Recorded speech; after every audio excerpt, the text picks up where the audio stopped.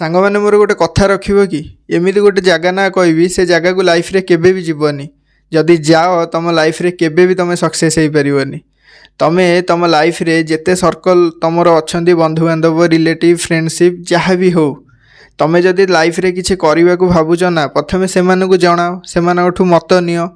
କେତେ ଲୋକ ଥିବେ ତମ କଥାରେ ଆପ୍ରିସିଏଟ୍ କରିବେ, ତମକୁ ଭଲ କ'ଣ ମନ୍ଦ କ'ଣ ବୁଝେଇବେ।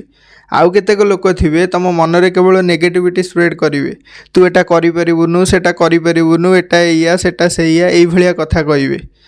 ଯେଉଁ ଲୋକମାନଙ୍କ ପାଖରେ ତମ କଥାର କିଛି ଭ୍ୟାଲ୍ୟୁ ନାହିଁ, ସେଭଳିଆ ଲୋକମାନଙ୍କ ସହିତ ମିଶିବା ବନ୍ଦ କରି ସେଭଳିଆ ସ୍ଥାନକୁ ଯିବା ବି ବନ୍ଦ କରିଦିଅ। କାହିଁକି ନା ସେମାନଙ୍କ ସହ ମିଶିଲେ ନା ତମ ମନରେ କେବଳ ନେଗେଟିଭିଟି ସ୍ପ୍ରେଡ୍ ହେବ। ତମ ଲାଇଫରେ ତମେ କିଛି ବି କରିପାରିବନି।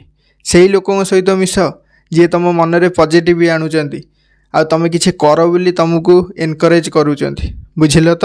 ବୁଝିବା ଲୋକ ଠିକ୍ ବୁଝିବ। ରାଧେ ରାଧେ।